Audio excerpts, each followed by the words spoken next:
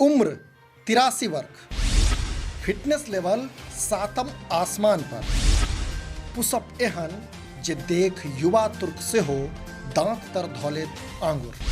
जी हाँ, ई छथि मधुबनी जिलाक बेनीपट्टी प्रखंड क्षेत्राधीन शिवनगर गांव निवासी दिनेश झा, जिनक 83 वर्षक अवस्था में दनादन पुशअप चकविदोर कऽ सकैत अछि। दिनेश झा अपन उम्रक एहि पड़ाव पर सेहो नित्यम कसरत आ योगाभ्यास तक करिते छथि, संगहि दिन भरि कृषि कार्य में सक्रिय रहैत छथि। पेशासँ जन वितरण प्रणाली विक्रेता रहि चुकल दिनेश झा अपन एहि फिटनेसक राज नेनपनसँ करैत आबि रहल कठिन श्रम के दैत छथि। निसंदेह हिनक ई फिटनेस आ स्वास्थ्य नव पीढ़ीक लेल प्रेरणा पुंज भऽ सकैए। देखैत रहू समधिया.com।